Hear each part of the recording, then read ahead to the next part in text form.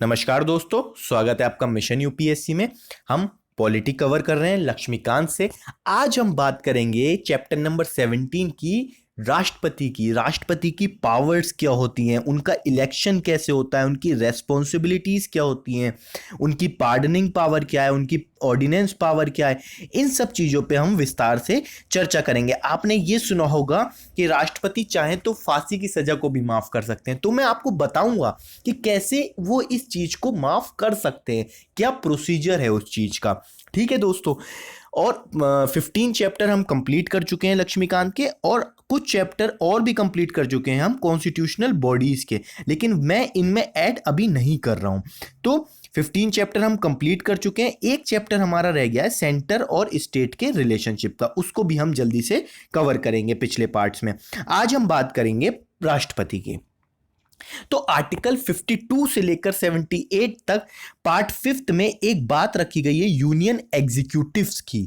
Union executives में कौन कौन आते हैं? President, vice president, prime minister, council of minister and attorney general of India. दोस्तों, इसके बारे में पूछा जाता है कि यूनियन एग्जीक्यूटिव कंसिस्ट ऑफ, आपको 3 नाम इनमें से दे देंगे और एक कैग डाल देंगे या कुछ भी डाल देंगे, ठीक है? तो वो गलत हो जाएगा ऑप्शन। जो राष्ट्रपति होते हैं हमारे, वो हेड होते हैं इंडियन स्टेट के, मतलब पूरी कंट्री के जो हेड हैं वो राष्ट्रपति हैं दोस्तों। और ये फर्स्ट सिटीजन होते हैं, प्रथम व्यक्ति होते हैं हमारी कंट्री के अंदर, और ये एक्ट करते हैं as a symbol of unity, integrity and solidarity of the nation. मतलब कि क्योंकि राष्ट्रपति जो होते हैं वो किसी पार्टी से नहीं होते हैं दोस्तों, ठीक है? वो एक न्यूट्रल वे में अपना काम करते हैं, इसलिए उनकी यूनिटी और इंटीग्रिटी के तौर पे देखा जाता है दोस्तों। अब बात करते हैं दोस्तों इलेक्शन ऑफ द प्रेसिडेंट की। जो इलेक्शन प्रोसीजर है, मैथमेटिकल प्रोसीजर है दोस्तों, वो बहुत लॉन्ग है। मैं उसको अलग वीडियो में बताऊंगा जब मैं राज्यसभा पढ़ाऊंगा। लेकिन जो क्वेश्चन पुटअप करा जाता है दोस्तों, वो ये पुटअप करा जाता है कि कौन कौन मेंबर्स पार्टिसिपेट करते हैं। आप ध्यान से सुनिएगा, राष्ट्रपति का जो चुनाव होता है वो डायरेक्टली पीपल के द्वारा नहीं होता है। आपने कभी नहीं सुना होगा कि राष्ट्रपति का चुनाव है और जनता वोट कर रही है, नहीं, ठीक है? डायरेक्टली पीपल सेलेक्ट नहीं करते हैं। एक इलेक्टोरल कॉलेज होता है जिसके अंदर कौन कौन होते हैं? Member of the both house of parliament, जो दोनों सदन है हमारे, राज्यसभा और लोकसभा, उनके जितने मेंबर हैं वो होंगे। इलेक्टेड मेंबर, ध्यान से सुनिएगा, elected member of legislative assemblies, विधानसभा की बात हो रही है दोस्तों। विधानसभा के जो इलेक्टेड मेंबर हैं वो होंगे। और elected member of legislative assemblies of union territory of Delhi and Puducherry, ठीक है, पुडुचेरी। तो दिल्ली और पुडुचेरी को दोस्तों 70 कॉन्स्टिट्यूशन अमेंडमेंट एक्ट के द्वारा जोड़ा गया था 1992 में दोस्तों। इन दोनों यूनियन टेरिटरीज को, उससे पहले जो इलेक्टोरल कॉलेज था वो सिर्फ हाउस ऑफ पार्लियामेंट का था और legislative assemblies of the states का था, ठीक है? जो नॉमिनेटेड मेंबर होते हैं दोनों पार्लियामेंट के हाउस के, राज्यसभा में कितने नॉमिनेटेड होते हैं? 12। लोकसभा में कितने नॉमिनेट होते हैं? 2। तो ये, और nominated member of legislative assembly, legislative assembly में कितने मेंबर नॉमिनेटेड होते हैं? 1, ठीक है? और जो मेंबर होते हैं इलेक्टेड एंड नॉमिनेटेड, ध्यान से सुनिएगा दोस्तों, बहुत इंपॉर्टेंट है ये, इलेक्टेड भी, चयनित भी और नॉमिनेटेड भी।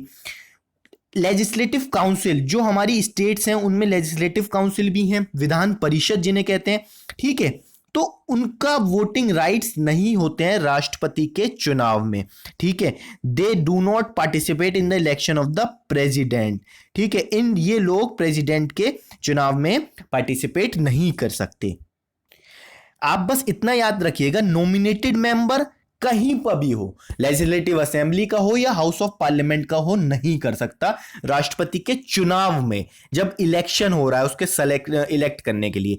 और इलेक्टेड मेंबर और नॉमिनेटेड मेंबर विधान परिषद के, विधान परिषद का कोई रोल नहीं होता है राष्ट्रपति के चुनाव में, ठीक है? तो इनमें यह बात कही गई है, और ये सिंपल सी बात है, ये हर एक चीज में इन्वॉल्व होती है। जब असेंबली डिसॉल्व होगी तो जो प्रेसिडेंट इलेक्शन के लिए, मान लीजिए कोई असेंबली डिसॉल्व हो गई स्टेट की, किसी भी राज्य की, और राष्ट्रपति का चुनाव भी है, तो उस असेंबली के जो मेंबर्स होंगे वो क्वालिफाइड नहीं होंगे उस राष्ट्रपति का चुनाव करने के लिए दोस्तों, ठीक है?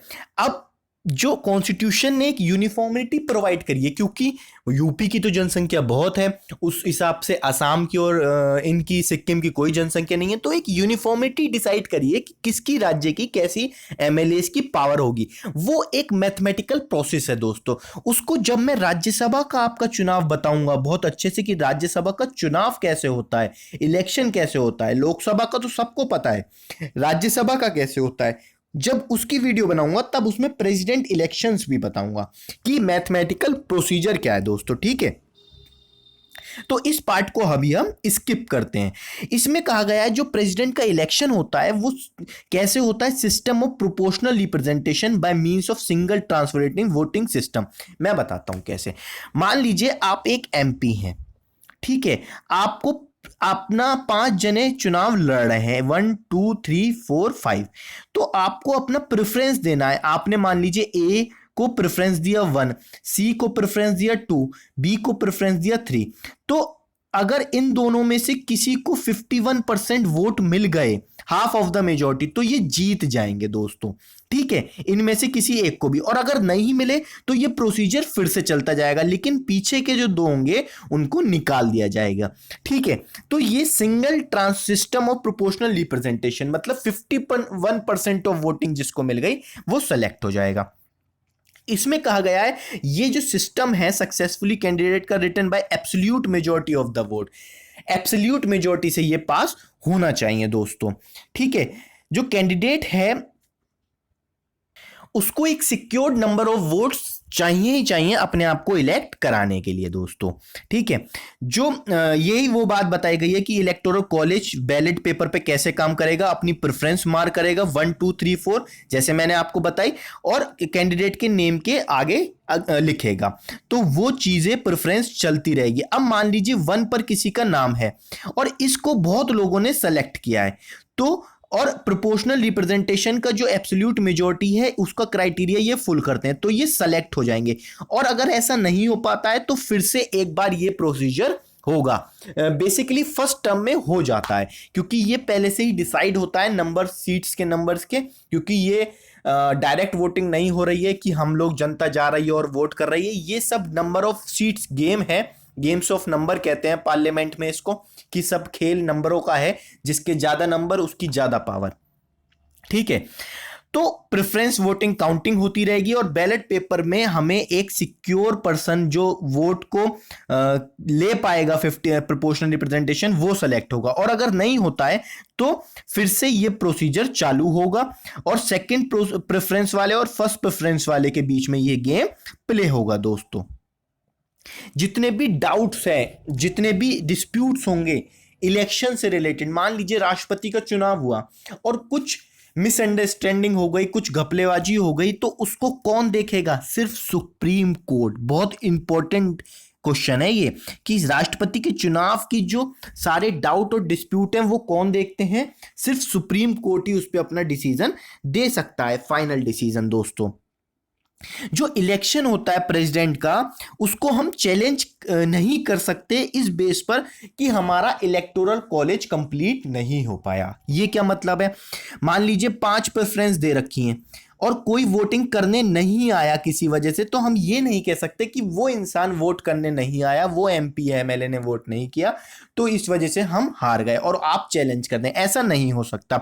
जो इलेक्शन का पर्सन होगा as president is declared void by the supreme court. Supreme court president को वॉइड करार दे सकती है अगर इलेक्शन प्रोसीजर में कुछ घपलेबाजी हुई है, और ये पहले भी करा जा सकता है जब रिजल्ट डिक्लेयर्ड हो जाएगा उसके बाद, और अपने आप से भी वो सुप्रीम कोर्ट इस चीज को देख सकती है। अब इसमें क्रिटिज्म करा गया है कि डायरेक्ट इलेक्शन क्यों नहीं है, प्रेसिडेंट का इनडायरेक्ट इलेक्शन क्यों नहीं है, इनडायरेक्ट इलेक्शन क्यों है, सॉरी, प्रेसिडेंट का डायरेक्ट इलेक्शन क्यों नहीं है, ये तो एक अनडेमोक्रेटिक और आइडिया को प्रपोज करता है। तो कॉन्स्टिट्यूशन मेकर ने कुछ इस चीज को डाला होगा तो बहुत सोच समझ के डाला होगा, तो उन्होंने अपना फर्स्ट पॉइंट ये दिया कि जो इनडायरेक्ट इलेक्शन का है प्रेसिडेंट का वो एक हार्मनी बना के रखेगा पार्लियामेंट्री सिस्टम में हमारी, गवर्नमेंट की, जो कॉन्स्टिट्यूशन के अंदर है। जो प्रेसिडेंट होते हैं हमारे दोस्तों, वो सिर्फ नॉमिनल हेड होते हैं, वो रियल पावर नहीं होती हैं। जो रियल पावर उन किसके पास होती है? प्राइम मिनिस्टर के पास होती है, जैसा कि मैं आपको बता चुका हूं पहले के लेक्चर्स में। अब आप खुद सोचिए, आप इलेक्शन करवा रहे हैं, आप जनता को मैदान में उतार रहे हैं इलेक्शन वोटिंग सेंटर तक, और आप उस इंसान को पावर्स ना दें, तो जनता की वोटिंग के साथ खिलवाड़ हुआ ना। तो इसलिए इनको इनडायरेक्ट वोटिंग के तौर पर चुना जाता है दोस्तों। सेकंड पॉइंट क्या दिया उन्होंने? कहा कि एक तो प्रेसिडेंट के पास नॉमिनल पावर है, दूसरा कि जो उनका इलेक्शन होगा वो बहुत वास्ट होगा और बहुत पैसा खर्च होगा, ठीक है, टाइम खर्च होगा, एनर्जी खर्च होगी, और इतनी बड़ी कंट्री में इलेक्शन कराना आसान बात नहीं होती, 130 करोड़ जनसंख्या का वोट डलवाना। तो ये कुछ बेनिफिशियल ही नहीं है, और ये हमारी ट्रेजरी को बिना फालतू के खर्चीले को बढ़ाएगा। और कुछ लोगों ने तो कॉन्स्टिट्यूएंट असेंबली में ये भी सजेशन दिया कि आप विधानसभा को मत लीजिए वोटिंग के राइट्स में, आप सिर्फ जो पार्लियामेंट के दोनों हाउसेज हैं, राज्यसभा और लोकसभा, उनको ही वोटिंग के लिए बुलाइए, ठीक है, क्योंकि राज्यसभा में स्टेट्स के लोग होते हैं, वो अच्छे से उस बात को रख देंगे। जो कॉन्स्टिट्यूशन मेकर थे उन्होंने प्रेफर नहीं करा पार्लियामेंट में ये चीज को, क्योंकि प्रेसिडेंट जो होते हैं, मान लीजिए अगर डायरेक्ट इलेक्शन हो रहा है तो प्रेसिडेंट को किसी पार्टी से टिकट लेना चाहिए, तभी तो वो किसी पार्टी के सिंबल पे लड़ पाएंगे। और प्रेसिडेंट किसी एक पार्टी के होके रह जाए तो वो हमारे लिए अच्छा नहीं है, क्योंकि वो हाईएस्ट अथॉरिटी होते हैं कंट्री की। और दूसरी चीज कि जो पॉलिटिकल पार्टी है अगर वो डोमिनेट ना करे आने वाले टाइम में, क्योंकि इलेक्शन का टाइमिंग अलग अलग है, अगर मान लीजिए लोकसभा में कोई और पार्टी आ गई और प्रेसिडेंट किसी और पार्टी के, तो कॉन्फ्लिक्ट होना है। तो कॉन्फ्लिक्ट को कम करने के लिए, मिसअंडरस्टैंडिंग को खत्म करने के लिए, समझदारी से काम लेने के लिए ये प्रोसीजर रखे गए थे कि प्रेसिडेंट का जो इलेक्शन होगा वो न्यूट्रल वे में होगा और उसमें ये लोग मेंबर पार्टिसिपेट करेंगे दोस्तों। अब बात करते हैं क्वालिफिकेशन की, भाई जो राष्ट्रपति होगा उसकी क्वालिफिकेशन क्या होंगी, ओथ क्या होगी, ओथ मतलब दोस्तों शपथ क्या लेंगे वो, और कंडीशंस क्या होंगी।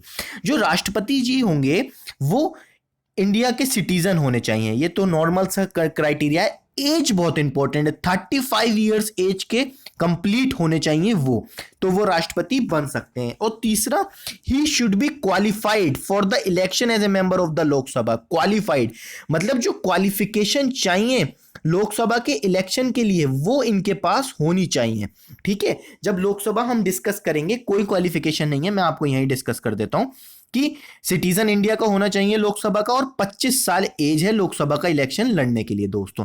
मतलब कोई चाहे तो 25 साल की उम्र में प्रधानमंत्री बन सकता है, ठीक है। लोकसभा का इलेक्शन लड़ने के लिए 25 एज है हमारी क्राइटेरिया।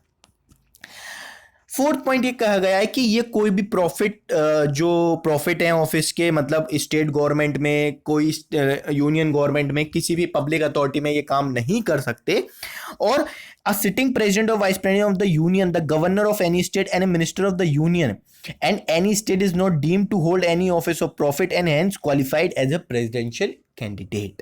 समझे आप? ये कह रहे हैं कि आपने इनको प्रेसिडेंट बना दिया है, और इस टाइम बीजेपी के ही हैं, मतलब राष्ट्रपति रामनाथ कोविंद जी, कोई पार्टी नहीं होती है, आपको ये लिखना नहीं है, लेकिन अगर बीजेपी उनको कोई मिनिस्ट्री दे दे तो ये नहीं हो सकता, ठीक है। आप कोई प्रॉफिट ऑफ ऑफिस नहीं ले सकते अपने अंडर में, तब आप प्रेसिडेंट बन सकते हैं। और जब इलेक्शन होता है तो सब इन चीजों का वेरिफिकेशन होता है इलेक्शन कमीशन के द्वारा, और उनको उससे निकाला हटाया जाता है।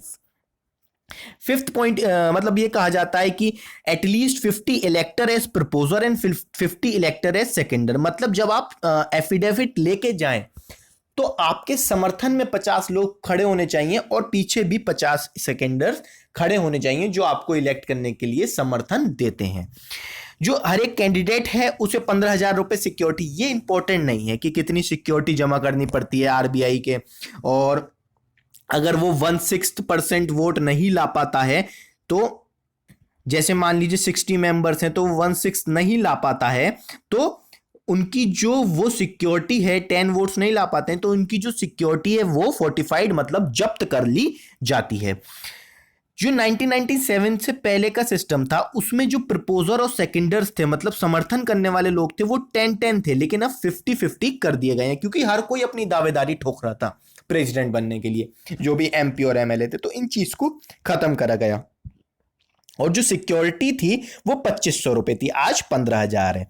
ठीक है, बस इन चीजों को इसमें रखा गया है। प्रेसिडेंट के इलेक्शन की क्वालिफिकेशन, ओथ क्या होगी? ओथ में दोस्तों ये कहते हैं कि टू फेथफुली एग्जीक्यूट करूंगा मैं इस ऑफिस को, टू प्रोटेक्ट करूंगा, ये बहुत इंपॉर्टेंट है, प्रोटेक्ट और प्रिजर्व। जहां भी पी से वर्ड आए कि प्रोटेक्ट और प्रिजर्व कौन करता है कॉन्स्टिट्यूशन को, आप सुप्रीम कोर्ट मत लगा के आइएगा, ध्यान रखिए, हमेशा प्रेसिडेंट लगा के आइएगा। ये सिर्फ गार्जियन है हमारा सुप्रीम कोर्ट कॉन्स्टिट्यूशन का, लेकिन प्रोटेक्ट और प्रिजर्व कौन करता है? प्रेसिडेंट। थर्ड, कि मैं अपने आप को डिवोट करूंगा सर्विस में, वेलबींग, कि हमारे कंट्री के जो पीपल्स हैं वो आगे की तरफ बढ़े। जो ओथ है प्रेसिडेंट को वो कौन दिलवाता है? Chief justice of India. ठीक है, और अगर चीफ जस्टिस अवेलेबल नहीं होते हैं तो सीनियर मोस्ट जज ऑफ द सुप्रीम कोर्ट इनको ओथ दिलवाते हैं। Any other person acting as president discharging the function of the president also undertake the similar oath of affirmation. मान लीजिए दोस्तों कि मान लीजिए अगर प्रेसिडेंट की डेथ हो जाती है, बहुत से प्रेसिडेंट के साथ ऐसा हुआ कि प्रेसिडेंट की डेथ हो गई, जैसे जाकिर हुसैन और फखरुद्दीन अली अहमद अपने ऑफिस के कार्यकाल में बीच में मर गए थे, तो उनको भी यही ओथ लेनी पड़ेगी जो नया मेंबर आएगा। कंडीशन क्या होती है प्रेसिडेंट के ऑफिस की? कि he should not be A member of either house, मैंने आपको बताया वो किसी भी हाउस के मेंबर नहीं होंगे पार्लियामेंट के अंदर, ठीक है, और स्टेट लेजिस्लेचर के अंदर। और in any such person is elected as president, उसको अपना वो ऑफिस छोड़ना पड़ेगा। अगर वो राष्ट्रपति बन जाते हैं तो उनको हाउस ऑफ वो चीज को छोड़ना पड़ेगा। सेकंड, वो कोई ऑफिस ऑफ प्रॉफिट नहीं रख सकते, जो मैंने आपको पिछले बताया। और इनको कोई रेंट और पेमेंट नहीं देनी पड़ती, ये राष्ट्रपति भवन में रहते हैं, आपने देखा होगा दिल्ली में है वो। ठीक है, और इनको एमोल्यूमेंट्स मिलते हैं, अलाउंसेस मिलती हैं, प्रिविलेजेस मिलती हैं, पार्लियामेंट जो भी पार्लियामेंट डिसाइड करता है। और याद रखिएगा, जो एमोल्यूमेंट्स और प्रिविलेजेस मिलती हैं इनको, सर्वेंट्स मिलते हैं इनको, जो भी सुविधाएं मिलती हैं, लोग मिलते हैं इनकी सर्विस के लिए, वो खत्म नहीं करे जा सकते उनके कार्यकाल के बीच में। मान लीजिए अभी रामनाथ कोविंद जी हमारे प्रेसिडेंट हैं, तो उनके जो चीजें प्रोवाइड कर रखी हैं उसको पार्लियामेंट खत्म कर दे, ऐसा नहीं कर सकती। एक बार डिसीजन हो गया तो वो हो गया दोस्तों, पार्लियामेंट उस चीज को नहीं खत्म कर सकती।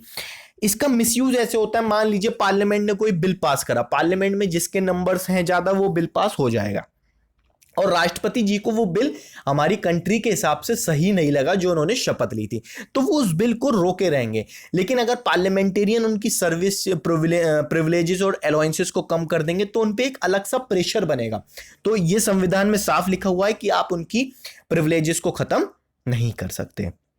ये सैलरीज की बात करी गई है कि 50,000 से 1.5 लाख पर मंथ मिलते हैं, और 50% उसकी पेंशन मिलती है, car, medical treatment, travel facilities, secretarial staff, phone facilities, furnished residence, ये सब चीज़ें इसमें लिखी गई हैं दोस्तों।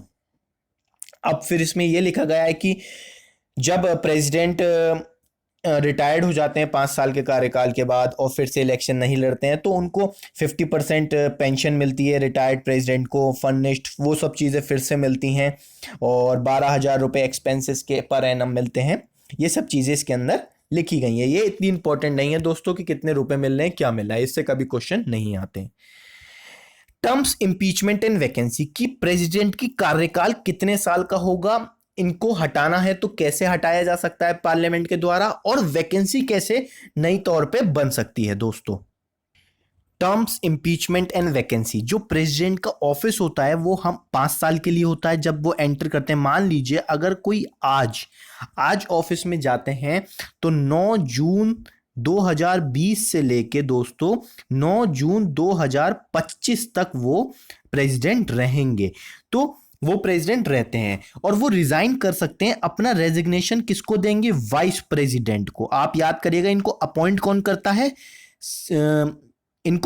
करता है? Chief justice of India. और रेजिग्नेशन किसको देते हैं? वाइस प्रेसिडेंट को दोस्तों। और इनको रिमूव भी करा जा सकता है by the process of impeachment के द्वारा। दोस्तों, जो प्रेसिडेंट होते हैं वो 5 साल से ज्यादा भी कार्यकाल को कर सकते हैं जब तक उनका दूसरा प्रेसिडेंट मतलब दूसरा मेंबर एज्यूम नहीं कर लेता चार्ज को। इंडिया के अंदर एक इंसान कितनी भी बार प्रेसिडेंट का इलेक्शन लड़ सकता है, लेकिन जो यूएसए है दोस्तों, उसमें एक प्रेसिडेंट सिर्फ 2 बार ही रह सकता है और वहां पे कार्यकाल 4 साल का होता है। जो ट्रम्प थे 2016 में आए थे और 2020 तक वो रहेंगे। लास्ट ऑफ इस साल के आखिरी में लास्ट ऑफ ईयर यूएसए में इलेक्शन है। तो अब अगर वो चुने जाते हैं तो 2024 तक रहेंगे दोस्तों, फिर उसके बाद वो इलेक्शन नहीं लड़ सकते, जैसे ओबामा सर ने 2 बार टर्म अपना कंप्लीट करा था।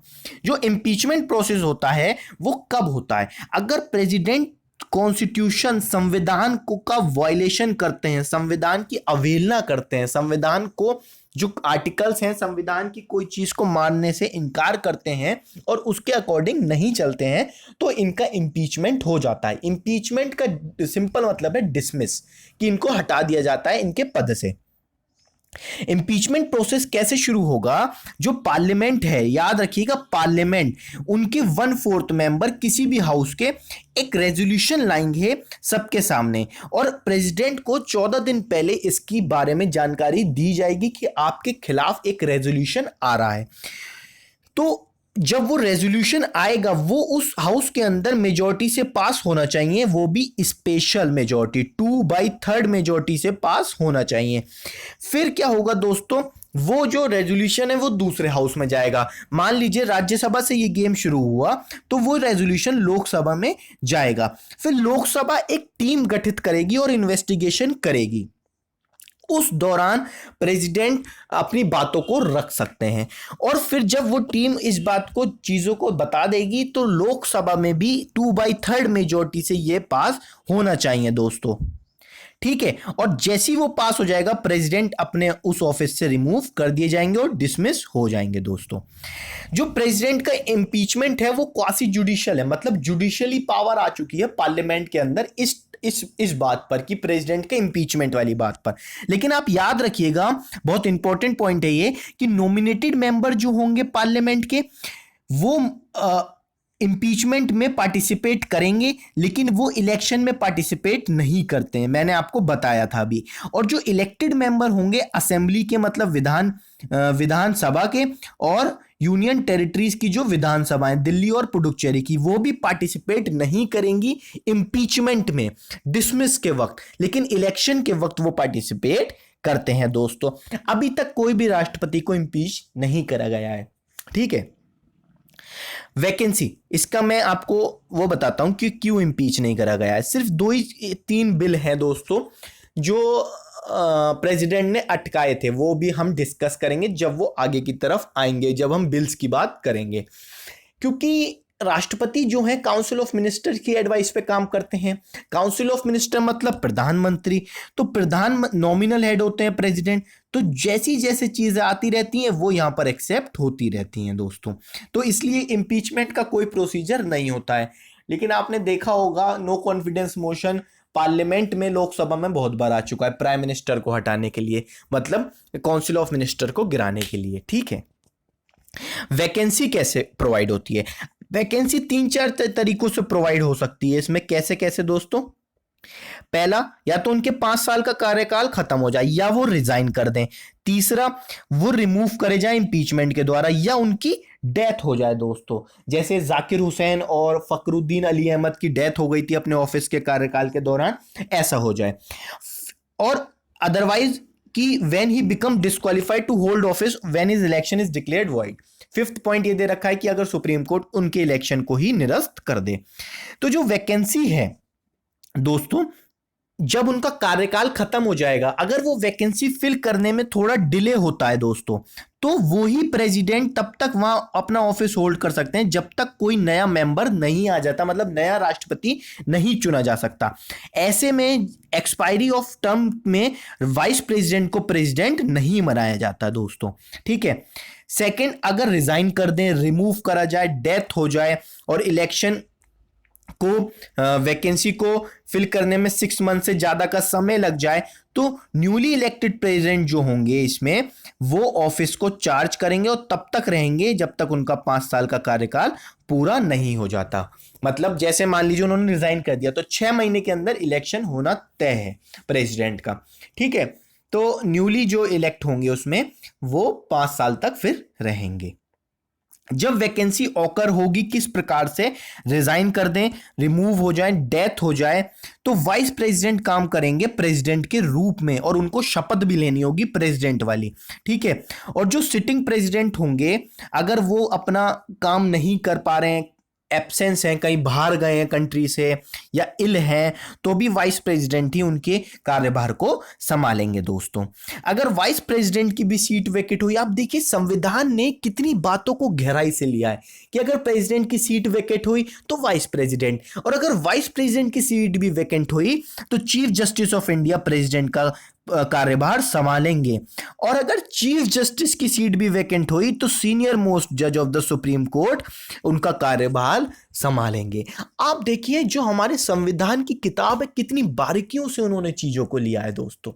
अगर एक जना तो अवेलेबल होगा ना, ऐसा तो नहीं है कि सारे ही नौ, वैसे अभी तक कोई नौबत नहीं आई है, कोई ऐसी सिचुएशन नहीं आई है कि सीनियर मोस्ट जज को इसका कार्यभार दिया गया। और सीजीआई ने एक बार जरूर कार्यभार कर रखा है, एम हिदायतुल्लाह ने, जब आई थिंक वीवी गिरी ने रिजाइन कर दिया था, शायद वीवी गिरी ने रिजाइन कर दिया था, मैं आपको कंफर्म करके बता दूंगा जब मैं नेक्स्ट पार्ट इसका बनाऊंगा। लेकिन मुझे सीजीआई का नाम तो कंफर्म याद है, एम हिदायतुल्लाह ने, ये सीजीआई थे, इन्होंने प्रेसिडेंट का कार्यभार संभाला था दोस्तों।